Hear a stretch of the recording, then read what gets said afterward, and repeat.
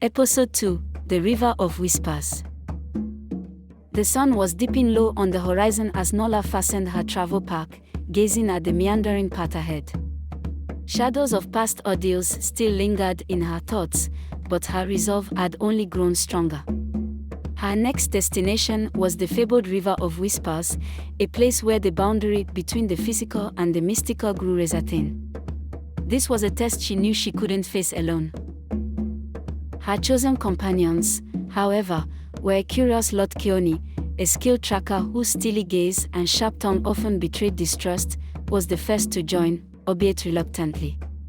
"I don't trust rivers that talk," he muttered under his breath, adjusting the bow strap to his back. Then came Baba Joka, the enigmatic shaman.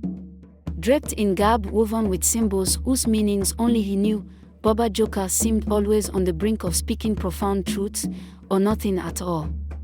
And finally, there was Mosi, a reformed thief with a mischievous smile and a dark past he preferred to live in the shadows. Nola couldn't quite determine if Mosi had joined out of guilt, curiosity, or a buried sense of purpose. Together, the four formed a tentative alliance, one fraught with skepticism and veiled histories, but united by the need to confront what lay ahead. Their journey began, their footsteps crunching on the untamed path as the hum of the River of Whispers grew louder in the distance. As they neared the legendary river, its very essence seemed to disorient the senses. The water shimmered unnaturally, as if infused with moonlight, though the sun still lingered in the sky. Whispers floated in the air, carried on the breeze, but they didn't belong to any of the group. "Pay it no mind," Baba Joka advised cryptically. "The river knows we're here." Keone scoffed, scanning the terrain ahead. "Rivers don't know things. But we could use a tracker's wit here. Stay behind me." The terrain beside the river grew lush but foreboding, with tangled roots snaking through the bank and mist hovering just above the surface. None could ignore the palpable pressure, an invisible push and pull that seemed to emanate from the water. As they stood at the edge, Baba Joka recited an old legend, his voice grave: "The River of Whispers does not simply flow. It feels. It remembers. And it tests." Mosi smirked, but only half-heartedly. "Great. A body of water with an attitude problem." Nola ignored the quip, her focus sharp. The journey ahead would test each of them, and something told her this was only the beginning. No sooner had the group stepped closer to the river than the air seemed to shift. The whispers grew louder, swirling until they formed words, phrases, names. To Nola's horror, the voices called out to each of them, speaking intimate truths that no living soul could know. Her heart raced as she heard her father's voice, begging her to turn back. Keone's shoulders stiffened as he, too, heard whispers of his greatest failures.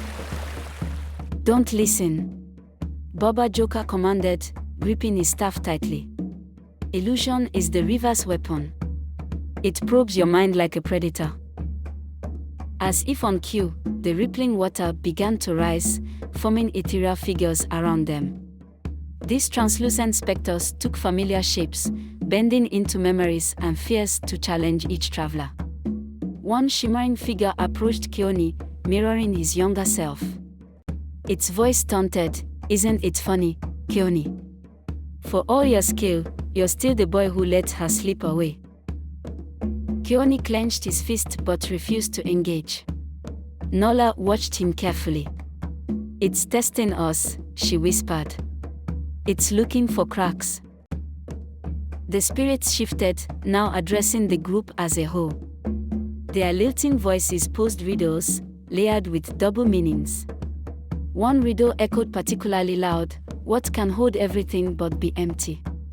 Fail to answer, and the river shall take you." The group froze. Mosi, pacing nervously, muttered, "We don't exactly have a puzzle expert here." "It's a mirror," Nola said suddenly, her voice steady. The spirits faltered, their whispers momentarily silenced. Baba Joka gave her an approving nod. Quick thinking, he murmured, his tone unreadable. The river's illusions grew harsher, more personal with every step. Each member faced their own internal struggles, amplified by the spirit's cunning. Keone, who prided himself on his skeptical practicality, battled visions of failure, loved ones he had failed to protect, choices he'd made that had led to ruin. For a tracker so sure of his skills, the visions eroded his confidence. Baba Joka seemed to withstand the river's illusions better than the others, though his silence spoke volumes. His deep connection to the mystical gave him some immunity, but even he paled when one spirit called out, "What good is wisdom if you can't save anyone?" Mosi's struggle was perhaps the most vivid. He saw not ghosts but the weight of his own guilt materialized in the glint of knives and the scent of smoke. He fought to keep his charm intact, quipping, "No river smart enough to outwit me." But his forced smile betrayed the pain rippling beneath. And Nola. The spirits targeted her leadership, whispering doubts into the air, "No one follows you willingly. They doubt you, just like you doubt yourself." Deep inside, the words stung, but she pressed forward, determined not to falter. As their resolve was tested, the group began to understand the river's power. It thrived on disunity. To overcome its challenges, they needed to work together. One particularly fiendish illusion forced the group into a clearing where two pathways split. A spirit declared, "One leads to safety, the other leads to drowning. Choose wisely, but you must all agree." Keone growled in frustration. "How do we know they're not lying?" "We don't," Nola replied, the weight of leadership settling on her.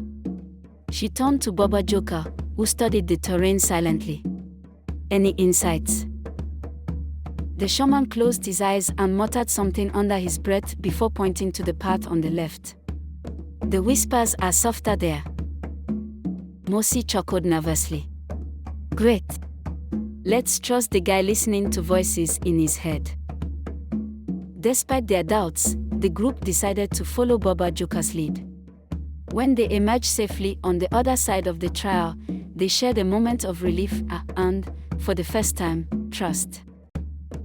Standing before the river's flowing expanse, the group knew they had to cross. The water glowed with an unnatural light, and its surface rippled with faces that seemed to watch their every move. "The river itself is the final test," Baba Joka said solemnly.